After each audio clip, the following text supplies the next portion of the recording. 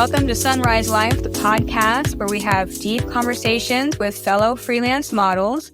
Today is going to be another deep dive episode where me and my friend Diana Jean, who I trust very much with her ability to research and be informed and help other people be informed on what's going on in the world and how policies might affect us as people and, what we should really know about what's happening. I want to say, Diana, I've respected you for a long time. Yeah, I think that what you do... The respect is mutual. Aww. I think you're one of the most hardworking models out there. Oh, thanks. I find that I don't, sometimes when I see people posting about, political issues, you can tell when it's coming from a place of authenticity, and I find that you're a very authentic person and that you care. I do. So I think I'm one of those people. I totally understand, wanting to stick your head in the sand and not, at least 24/7 be consuming news. But for me, I gain comfort from being informed and, knowing what we could face and what we are facing versus ignoring it. And I'm not blaming anyone for doing that, but I make a concerted effort to know what's going on in the world and our country specifically. Thank you. And sometimes your Instagram story is my source of information that I needed for that day. So many people tell me that, and it brings me the greatest joy. Modeling and art stuff is fun, but I love being a source of information for people. It's like I'm a news blogger / model. Appreciate that. I appreciate your work. It does not go unnoticed. Yeah. So today on this episode, we're going to be talking about how policies have affected and will affect in the future freelance modeling, freelance photography, fine art photography, boudoir photography, erotic photography, videography, pornography, and then other areas that are related, to what we do. So yeah, we're going to talk about what's already happened that is already affecting a lot of us, SESTA-FOSTA, and then future bills that may be affecting us in the near future. Great. Yeah. And the reason we're talking about this is just there's a lot of people that are in our community or the photographers that we work with who aren't aware of these policies or have been given a lot of misinformation. Yeah. And I see people all day, every day, sharing a screenshot on Instagram about, oh, this post got taken down. This didn't violate terms of service. Why did this get taken down? Instagram sucks now. Where do we go? It's already affecting us. Yeah, definitely. So, Diana, what do you know so far about SESTA-FOSTA and how it's already been affecting us? Well, SESTA-FOSTA was created, I think with the illusion that it was going to curb online sex trafficking and sex trafficking of children.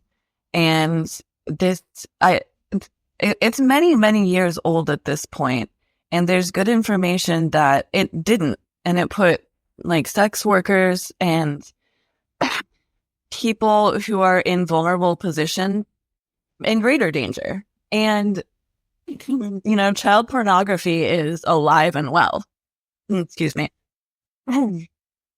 In all corners of the internet. Facebook has child pornography on it. But what it did for everyday people like you and me, or, people creating porn, is it made it so platforms are responsible for their users' content. And that's why we see platforms like social media, like Instagram, Facebook, TikTok, not allowing any kind of nudity. Even, you said, terms of service, if it's too sexy, or in the painters, I work with a lot of painters who have stuff all the time, and it's because it depicts a nude person, even though that's supposed to be allowed, It also made it, OnlyFans became more difficult. everyone, and I mean, like, I think there's like a pro and con with places like OnlyFans and Pornhub needing to have verification, right? Yeah. And, we don't want anyone exploited, and that's not just including children. But at the same time, porn production specifically, Hollywood has a really, really negative look at porn. And, as someone who is like lighting, they're going to work in other industries too. And if they have their name attached to a porn production, they're going to have a really hard time getting other work. And so in that way, I think it becomes really unfair. And then, it also made it so that Google is responsible for the photos that you have on Google Drive, like your personal photos that could be like of you and your partner. I've already had stuff taken down off of Google Drive. It doesn't have your account shut down. It doesn't. Google Drive doesn't tell you we took this down because of SESTA-FOSTA, and they didn't even tell me we took this down because of nudity. It just like took the file down. It just says, and it's only files that are like nude or explicit. Like stuff with my boyfriend, for example, like custom videos for like patrons that ordered custom striptease, stuff like that. Like I don't use Google Drive for any of that anymore. And this is just my personal experience, but it really seems like it targets women more than anyone else. Like I still see, pretty explicit photos of men on Instagram, and dick pics don't seem to be like a problem so much for people. It does feel like it targets women in a way that we have not had agency to. And like, what am I trying to say? It's never been okay for women to photograph themselves nude because then they're a slut, but Playboy can do it and it's perfectly fine because, you didn't photograph yourself. Right. Yeah. And if you have a product like that has commercial value, like I'm seeing more and more sex toy and G-string ads on Facebook, but I know that I couldn't sell my own lingerie calendar on Facebook and use Facebook advertising to sell images of myself on my own calendar. Yeah. That's like solicitation, or it's seen as sexual solicitation now. And, a lot of smaller lingerie brands are having the exact same problem. If it's a big company, it's one thing, those big companies have the ability to monetize sales through Instagram. So they're making money. But these smaller companies, even if they are, they are making money for these platforms via selling their product, it's not the same amount of money. And I just, those things tend to matter. Yeah. So for the people that are listening, a lot of the people that listen to this show are also photographers and models, or people related fields, or people who are friends with those people. This is the reason why you see your images getting taken down, or your friends' images getting taken down, or having their whole accounts taken down.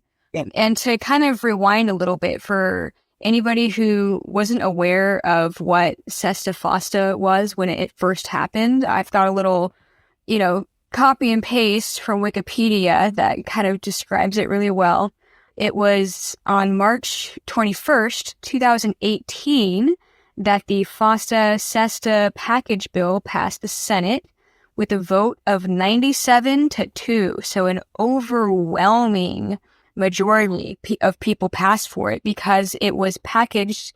The acronym for FOSTA is Allow States and Victims to Fight Online Sex Trafficking Act, and SESTA stands for Stop Enabling Sex Traffickers Act. So yeah, of course you want to stop enabling sex traffickers. If you saw that was a vote yes or vote no, everybody's going to be like, oh yeah, we want this, right?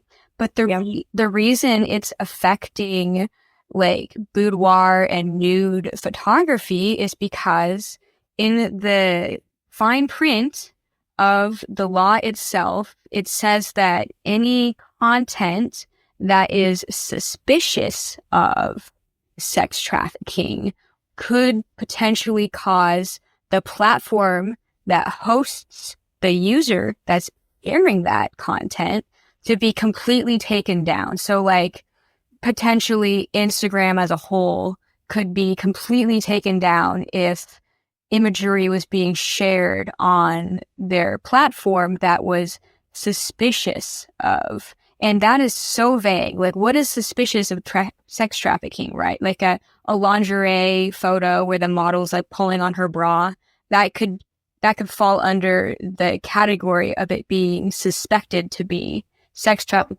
Yeah, your personal photos with your partner in a Google Drive. Yeah, too. Yeah. There's no way to actually differentiate if this imagery is trafficking or not. And if there was some kind of a way, I don't think that this actually happens, and you can correct me if I'm wrong, but when bills like this get signed into law, is there any kind of system for like years down the road where people look back and go, oh, this bill was signed for this purpose. Is it actually completing its purpose? Like, has it been successful? Because from what I've read, SESTA-FOSTA has actually harmed sex trafficking victims because they've made it so that like the verbiage that people use when they're trying to get help and trying to get out of it, like that, the verbiage falls under the category of the not allowed words. Like, I mean, it's even more than that, you know, like Backpage was basically shut down, and it shut down, it limited the ability for sex workers to check with other sex workers and do background checks on clients, make sure that they're safe. And I'm very much of the opinion that this whole thing was not about protecting sex workers and people being trafficked, but about protecting the people hiring them. yeah, You know, if there isn't a space for sex workers or people being trafficked to have resources to do, you know, background checks, they're not able to see the men, mostly, it's not, but like mostly men that are looking to hire them. And so it really limits enforcement's ability to catch these people. Yeah. So it's made it also harder to prosecute or to even investigate sex traffickers, because if they are no longer doing their business online, then like the paper trail to find them is harder. They're moved to the streets now. So SESTA-FOSTA has only harmed the purpose that it was intended to help, and it's also harmed people in neighboring industries like model photography. Dude, I had a friend who was in the full service sex work industry, I guess we could call it. And the number of politicians that she and people she knew were clients. I mean, like, when we talk about who these, I don't know if this is the politically correct term, but the Johns hiring these people, these mostly women, they're in high positions of power. And obviously not all of them, but a lot of them, a lot of men in positions of power utilize sex workers. Yeah. They don't want to get caught because it would ruin their life. Yeah. Yeah. So potentially this bill that looks like it's doing something that's good is actually a lot more sinister than it appears to be. So often. Yeah. And just for the record, everybody listening, as I mentioned, this was 2018 that this bill was signed into law. And that was during Donald Trump's presidency, his first presidency. And right now, as we're looking into the future of his second term, there are other bills, laws, or agendas that are in queue to be put into action. And because we already have had a history of having a previous bill get signed into law by him that has affected the industry massively, we're kind of starting to worry about like what's going to happen next with threats from Project 2025 and what it's becoming. I suppose it's being translated into Agenda 47. So these two propositions are being like presented And I'm kind of worried about it. I mean, just to quote Project 2025, porn should be banned. Porn producers and distributors should be sent to jail, to prison, and tech companies that circulate it should be shut down. Page 37, right at the beginning. Seems it's 900 plus pages. So, I mean, that's pretty explicit.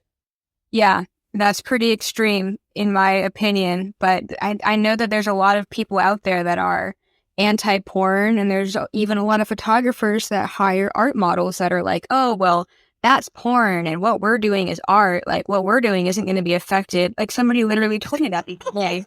And I'm like, we're already being affected by previous laws. You know, that's why we're getting censored, shadow banned, and deplatformed currently. So what's going to happen next? Like, if yeah, you know, one person's opinion of what is explicit is much different than another's. And I think that even if you're not going to consider like art modeling sex work, it's at least sex work adjacent.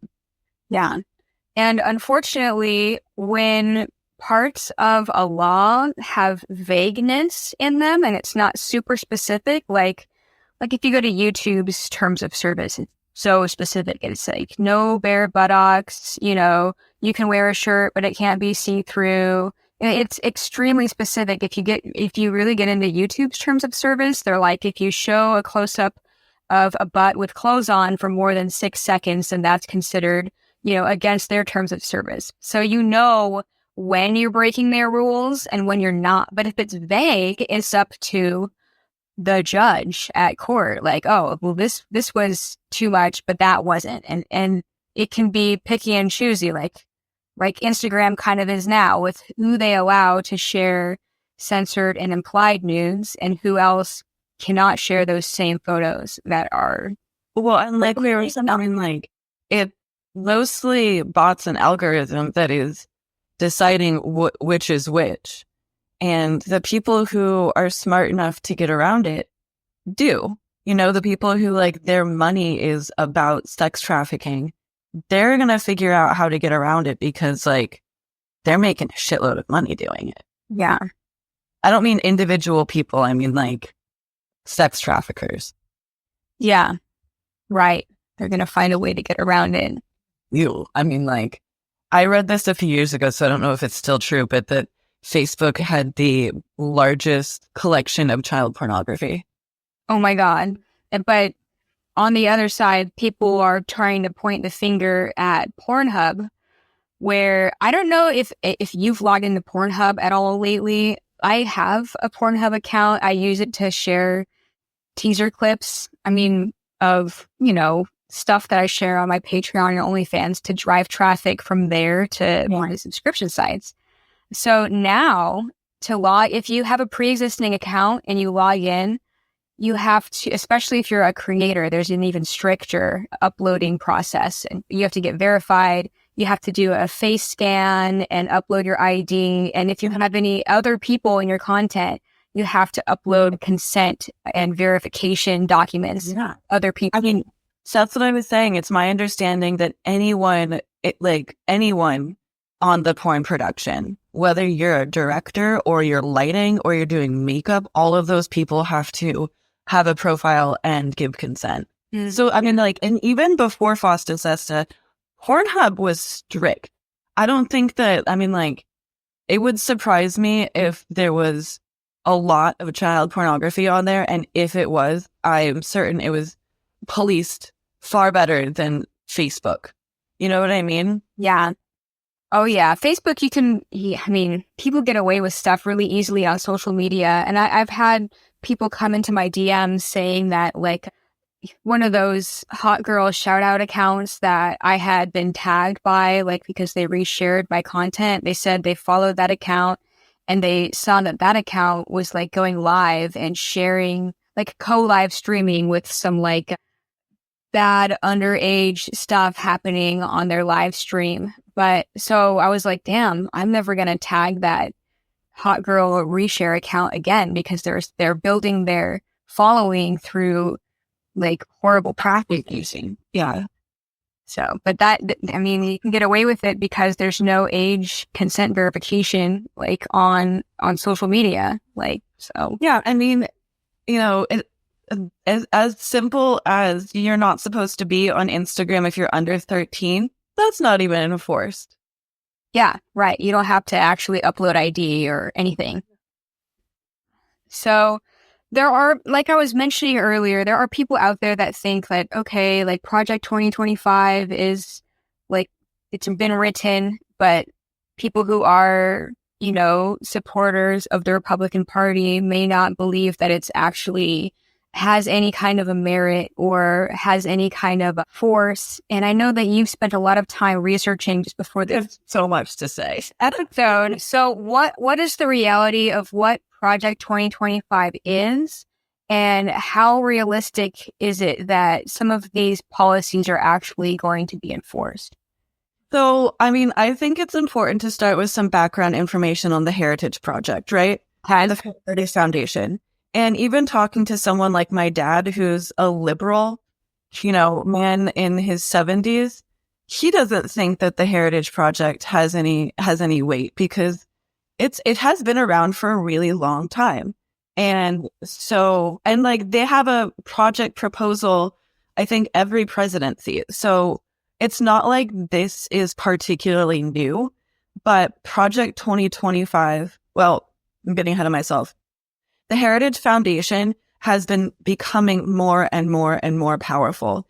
And even to get like more macro on it, the Council for National Policy is like an umbrella organization that has foundations and connections in so many places of power. If it's business, if it's the NRA, if it's a Christian organization. I mean, I have it pulled up like how many, and it's staggering. I mean, like the Family Research Council, Focus on the Family, American Family Foundation, Concerned Women for America. And it's like, 20 plus more than that. And the Heritage Foundation has a lot of overlap from the Council for National Policy people and one of the co-founders of the Heritage Foundation is also an architect of the Council for National Policy. And so there's a lot of overlap and substantial power that the Heritage Foundation has, not just as its own organization, but as a network of a ton of organization. And I mean, my favorite book that I recommend to everyone is Shadow Network. I mean, like Kristy and I were saying right before this call, but you could write a dissertation on all of these organizations and how they're connected directly or indirectly. And Shadow Network does a really excellent job of untangling a lot of it. There's also a documentary called The Family that is connected to, that runs the prayer breakfast in DC and like has prayer breakfast all over the country, but like they host dignitaries and politicians, invite only, closed doors, that has massive influence. There's a Duggar documentary, which is really about the Duggar family, but also about education and bringing whole families into this cult of ideology through homeschooling. And like all of these things are very, very, very connected. Dude, the Duggar documentary, is that the Shiny Happy People one? Yeah. Oh my God, I saw that. Super, super sad. Yeah. Yeah. Fucked up. Religious cult. Bad. Bad. And I mean, just so focusing back on the Heritage Foundation, this is from their website. They're a sponsor of the Republican National Committee Convention. There's 500,000 plus members. 76% of their donations come from individuals. And individuals often, when they say that, they're like, oh, it's lots of people. But the reality is it's like families that have shitloads of money, like the DeVosses. They have 8,600 appearances on radio, TV, and print. And just to relate that back to the Council for National Policy, part of their deal is they have connections with thousands and thousands of radio networks and pastors And so the ability to disseminate information is really easy. And the Heritage Foundation website says that their reach is over 10 million. Wow. So when we talk about the Heritage Foundation and what the difference is between like, you know, the 70s, 80s, and now, it is substantial. And I mean like substantial on a massive scale. Yeah. And to get back to your original question, like, will everything in Project 2025 happen? No. Like, definitely not. Not all of it. And the vast majority is not going to happen overnight.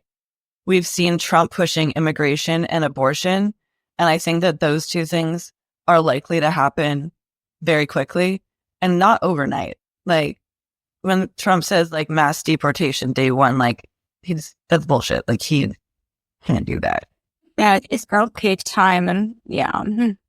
But he's putting lots of people in place to be able to make decisions pretty quickly and pretty seamlessly. Yeah. So Project 2025, which was whipped up by the Heritage Foundation, it's got a lot of stuff in it. It's over 900 page long. It's got stuff about like the tariffs and LGBTQ people and trying to bring America back to only recognizing a family as a husband and a wife with kids and all. Yeah, not even a single mom. Like single mom should be demonized because they're not a trad wife. That's fucked up. Yeah, my sisters. And like, I have a huge respect for anybody that is a single mom, but yeah. Or a single parent. Yeah, or like, we're going to drop welfare for non-traditional families like a single parent. Like, what? Yeah. So it's not just the porn industry that is going to be affected. That's the purpose of our episode, is to share how it's going to affect the model photography world. But just so everybody who's listening knows, if you aren't already aware, Project 2025 covers a ton of different topics. Yeah, and they want to repeal the no-fault marriage. So basically meaning if you're in a marriage and you're being abused by your partner, you will only be able to get a divorce if you can provide like substantial evidence, which is also up to the court system to, and we all know how that works, you know, like it's not easy to get, it won't be easy to get out. And that law, I think that was a law that came to be in the, correct me if I'm wrong, late 80s or sometime in the 90s, where like you couldn't get divorced prior to that unless you had like significant evidence. Like if you fell out of love, that wouldn't be enough of a grounds for divorce. So I don't know when this went on the books in a lot of states. My assumption was that it has been for a very, very long time. But I was reading about this the other day, and the last state to legalize no-fault divorce was New York, and it was 2010. Holy shit, not that long ago. Oh my God. And I think that in a lot of places, there are laws that really aren't enforced. You know, like I'm sure that they were giving people no-fault divorce before that, but legally and on paper, that's what it was. Yeah. Yeah. So a lot of the like motivations of the people writing this Project 2025 bill are to remove freedoms and protections that have been put in place, basically go back in time to a place where, you know, certain people have no rights. And these are rights that, you know, these people have fought, like our country together has fought for a long time for equality. And like to see this as a potential for sliding backwards is like, it is painful to even imagine. Overwhelming. I mean, like, how do you even address all of it? Yeah. Yeah. So the next president, President Trump, has listed on his website what his Agenda 47 is, and a lot of the policies and ideas within his Agenda 47 are basically like taking stuff from Project 2025 and putting it into his own words. If you go to the more vague. Yeah.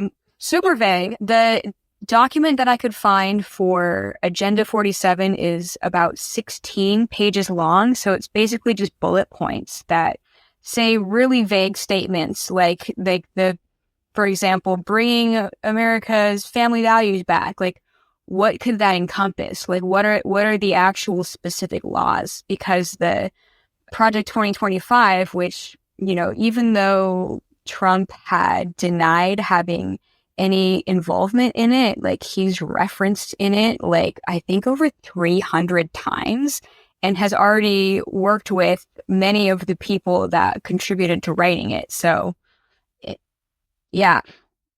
I just because I have Project 25 pulled up on my computer. Trump is referenced 240 times across 182 pages. Okay. Wow. Yeah. Wow. Yeah. I have a really hard time remembering specific numbers and dates. So I have this all pulled up on my computer right now so that we can Yes. Thank you for that. Unequivocally, these are facts. Yeah. And for people listening, we are going to share links to the sources that we're citing as well. So this is not just stuff that we've been pulling out of our ass. Both Diana and I have read up on the topics that we want to discuss. So what is on the website for what Trump says is going to be in his Agenda 47 does not specifically mention anything about pornography, just because the whole document itself is very headline tagliney. There's a lot of ways that he's worded it to make it sound like, we're going to love America and we're going to go back to a time where everybody loves America, which I know that definitely appeals to a lot of people. Obviously, that's why they voted for him.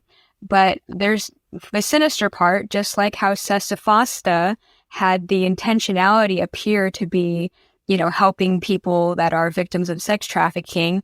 Yeah, you want to vote for that. But the vagueness of what has been listed so far as his Agenda 47, which, like we mentioned, parrots Project 2025, the vagueness I have concerns about. Yeah, definitely. Because when there's vagueness, if there's an issue at hand, it's the decision makers, the judge or the courts or whatever, they're the ones to make the ultimate decision.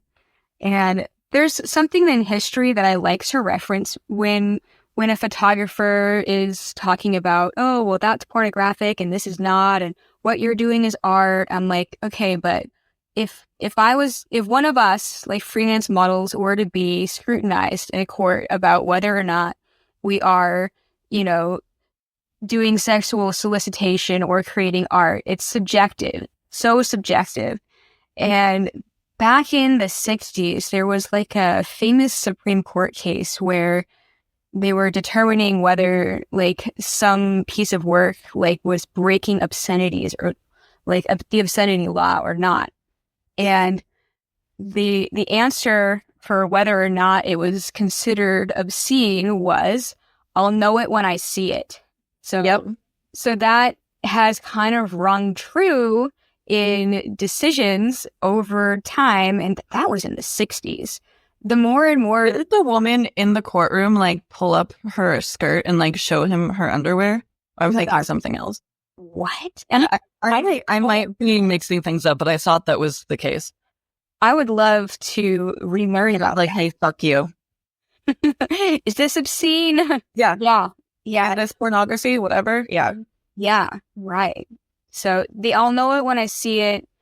The vagueness of that without there being specific things that are listing what is obscene or what is considered not, quote, a traditional American family value not, it is so it's tricky water.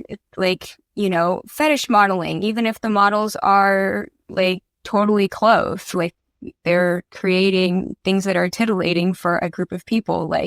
Is that going to be breaking obscenity laws? So related but not specific. I was reading the Project 2025, and a lot of the pornography language is around transgender ideology, in quotes, and how it harms children, and that pornography and like being trans are like inextricably linked. And I just like, I'd read this before, so I wanted to look it up, but that of the people who watch trans porn, it's overwhelmingly Republican. Out of the top 20 states listed on lawsuit.com, only 2 of them are often considered blue. All the rest of them are like firmly in the red categories. Interesting. Isn't that interesting?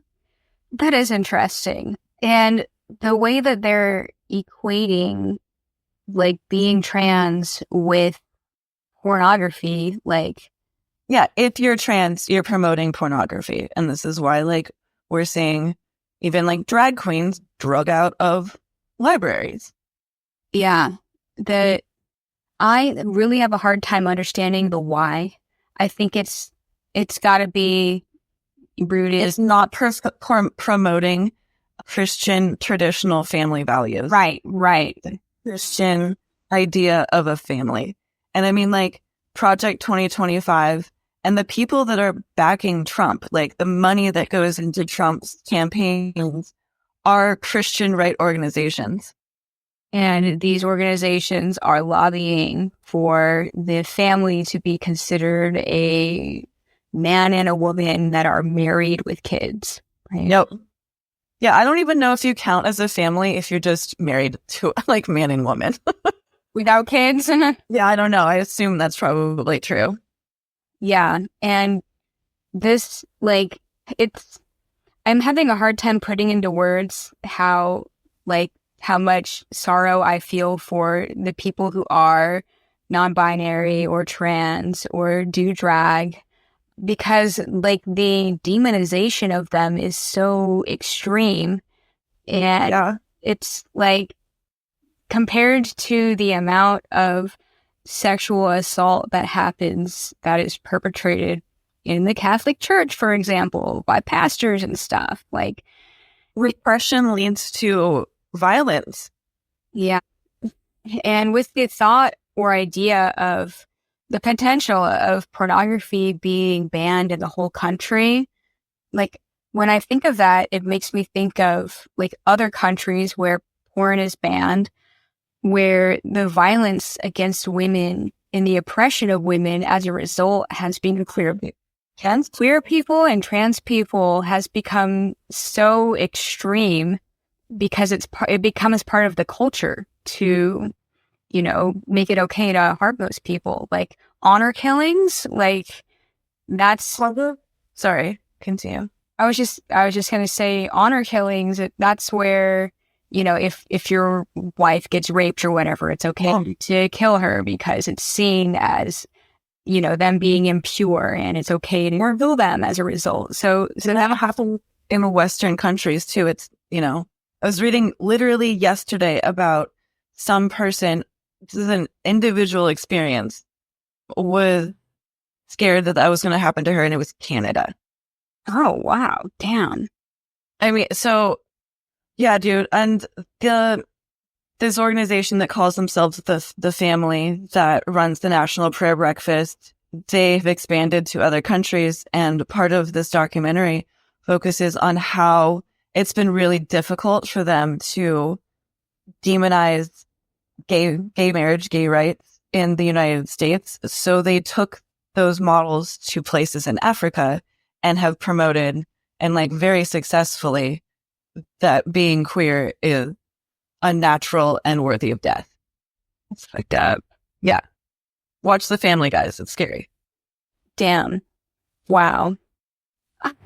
Like, okay, I understand if you are heterosexual, you want to have a family, great, do it. I'm heterosexual. Like, same. Right. Like, there's nothing wrong with that. It's wrong if you are hurting or passing laws that intentionally hurt or, you know, provide the death sentence literally in some cases, people who don't have your same lifestyle or like love the same way that you love. And I know that this is like verbiage that gets glazed over by some people, but like, I don't know what else to say, you know? I don't know the like percent numbers of people who are trans or queer or non-binary and the violence that they face, you know, by percent. But there are a lot more women who are straight, who identify as like cis straight women who face violence every day. Yeah. I was reading about this the other day, but I think it said like every 9 seconds, a woman is abused by a significant other, and it's like 3+ women die every day with intimate partner violence. And that's like, you know, that's under Biden. That's where we are right now. So I just like the violence against women in this country, femicide in this country is largely untalked about and an epidemic. Wow. Pretty bad and big. And I mean, like, I assume that by percent, that number is larger, maybe not intimate partner violence, but violence against trans, non-binary, and queer people. I'm not by intimate partners, but violence against those groups of people is very high. Yeah, just for being themselves. Just being themselves. Yeah. It's grave. It's dire. I do want to touch on, like, something that is completely different in Project 2025 and where Trump is talking about the economy. Okay. Because a lot of my income, I assume like your income is also, it's based on other people's disposable income. Yes, that's true. And when Trump talks about tariffs and raising the prices of products in the United States that are not made here, it's going to really affect people's budgets, right? Yeah. And not just that, but like Project 2025 wants to increase taxes for the working class.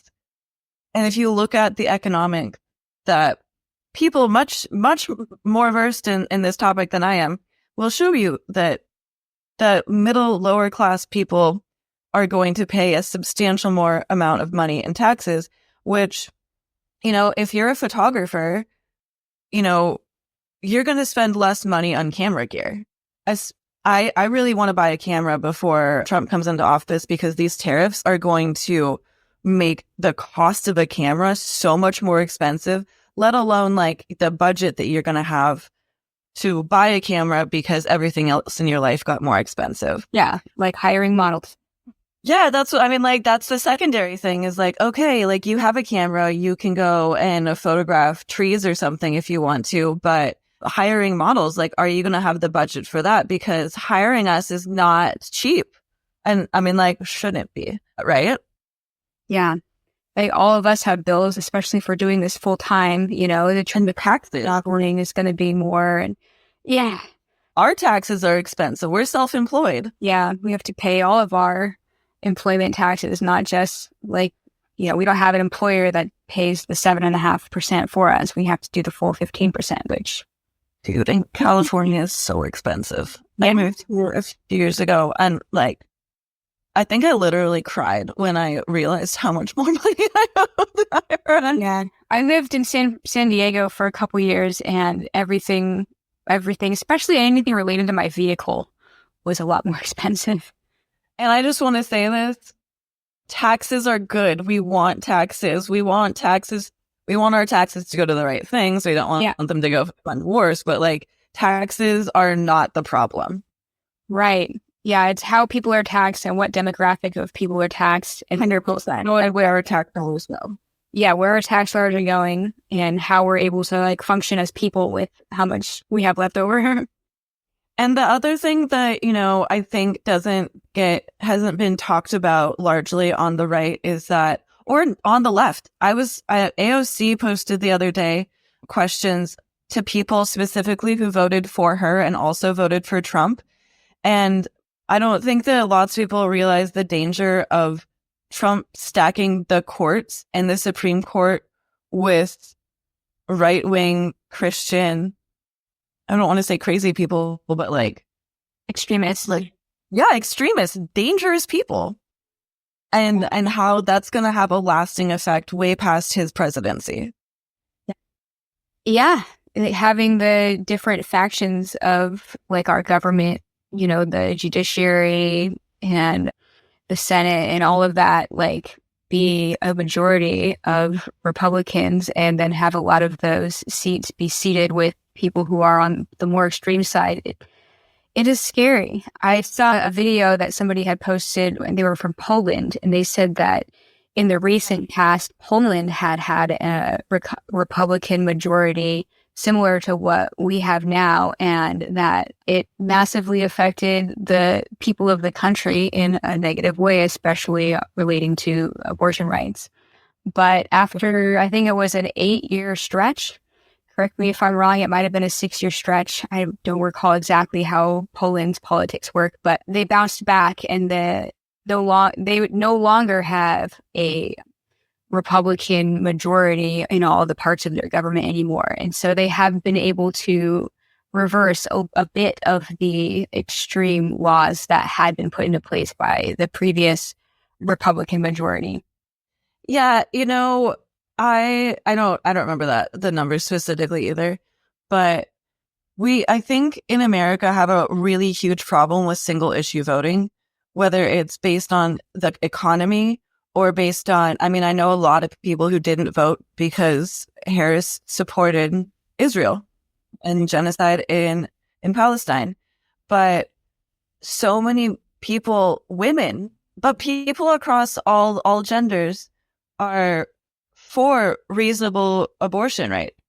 You know, I also want to say this really quickly, but like third trimester abortion because you don't want a baby anymore is not legal in any state. And post-birth abortion is also completely illegal. Like every pregnancy that's terminated in the third trimester is a wanted pregnancy where people are devastated that they have to give birth to a dead baby. Like that's fucked up, right? Yeah.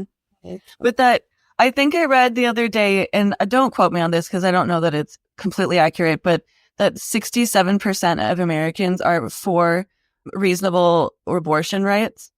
And so many people voted for Trump or didn't vote and knew that those rights are in huge jeopardy.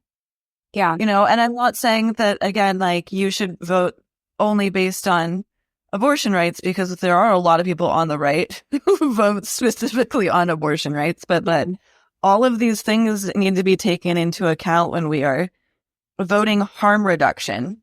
No, none of our politicians are ever going to represent us fully. Yeah, that's true. It's always lesser of two evils situation, isn't it?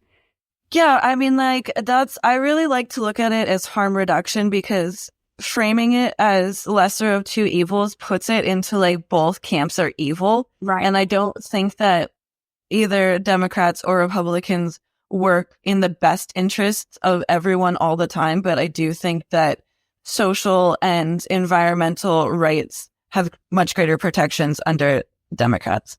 Yeah. Right. So kind of like we do have to wrap up within the next 10 minutes or so. So I kind of like to start summarizing what we've kind of talked about so far. Overall, the Agenda 47, which is the vague, much shorter highlights version of Trump's words, which have been basically taken from Project 2025, which is the Heritage Foundation's document where they want to impress these values and enforce them across the country. This is going to affect everybody. We're going to see what happens, I guess. But because we've already experienced in our model photography industry repercussions from 2018 when SESTA-FOSTA was released, I do have concerns. And like you mentioned, thank you for doing all that research about the how Heritage Foundation is like also connected to a spider web that's funded by millions of people. Like that is daunting. You know, there is a force that we're all not talking about. Everybody else is. I mean, like it's intentionally hidden.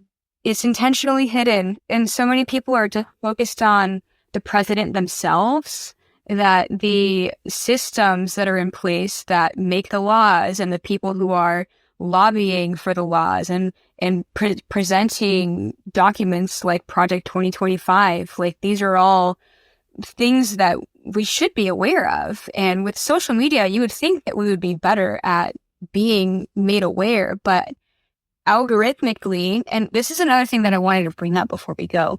I watched an interview where they were interviewing a person who was talking about like the way the campaign was presented, because on the Republican side, there's various different issues, obviously abortion being one of them and immigration being another one, but the issues about Republicans wanting to repeal LGBTQ rights and recognizing trans rights, that has been a very, very large percentage of the messaging and the demonizing of LGBTQ and trans people.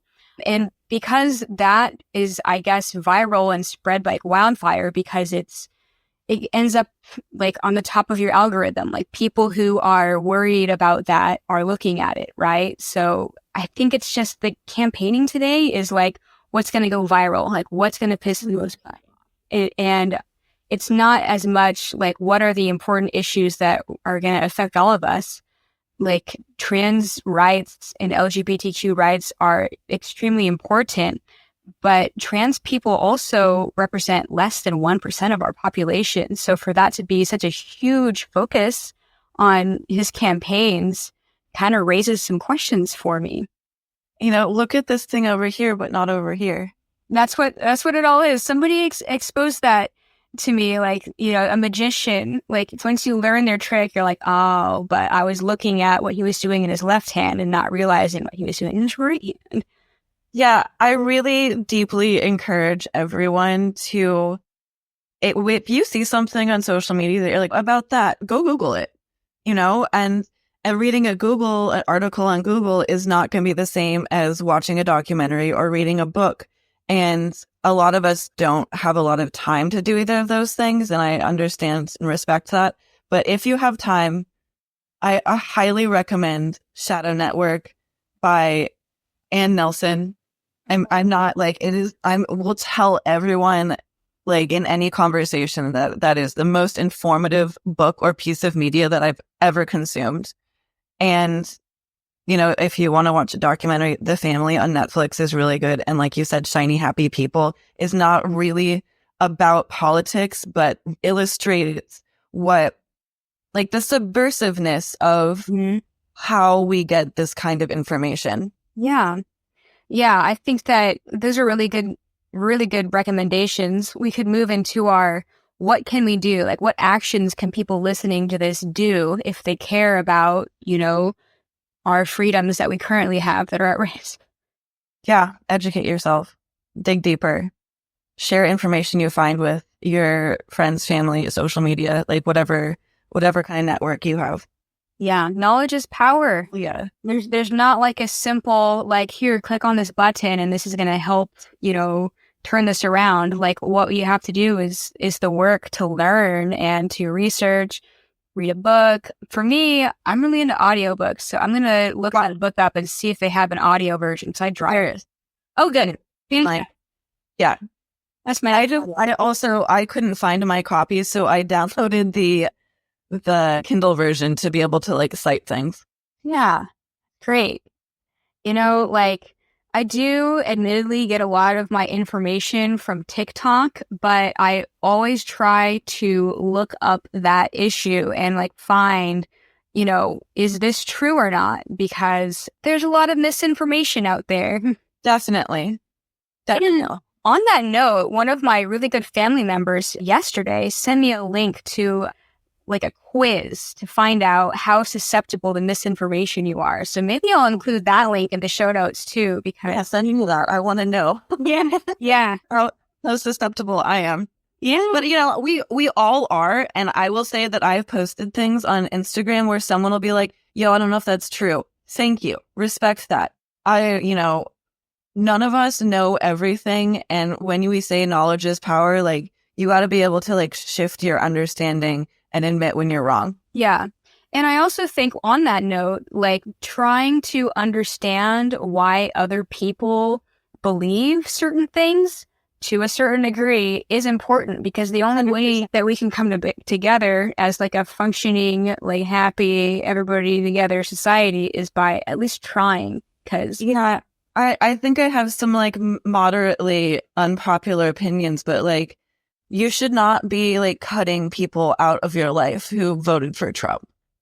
The only way that those people are going to change their minds is if you keep talking to them and explaining to them in like a, unfortunately, sometimes like compassionate and loving way, because it's hard for us to do that, especially when we feel like those people harmed us. Mm-hmm. Yeah.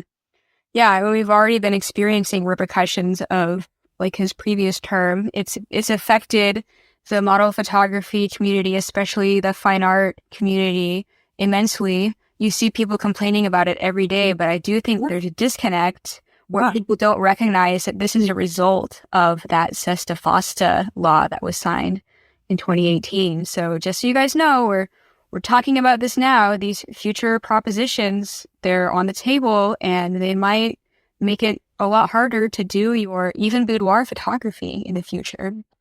And you know, the one last thing I will say for like what we can do, I don't think that traditional protests work the way they used to, but that strikes and a general strike, can you imagine if all women stopped working, what that would do to this country? But a general strike, I think, is like the biggest thing that we can work towards. And every individual person who has a traditional job, look into joining a union, like look to unionize. And I mean, I can say that as someone who doesn't have a traditional job, right, and I don't have the ability to participate in, I mean, like in a union, but like I would encourage everyone to look into that, because economic power is, and like how we personally affect the economy is powerful. Absolutely. Yeah, my boyfriend's super pro-union as well, to protect the rights of workers and everything. And I think that that's a very valuable thing. Yeah, absolutely. All right, Diana, this has been really good. Thank you so much for doing this episode with me. I'm going to do my best to get it released tomorrow, because I want to start publishing on Thursdays again. Great. You know, if you guys want regular news updates, follow me on Instagram. Yeah, follow Diana. Diana's great. Diana shares lots of relevant like news articles on her story where you can actually click on it and it takes you to the news article that she's referencing. So there you go. Background, do your research. Yes. Tell me I'm wrong.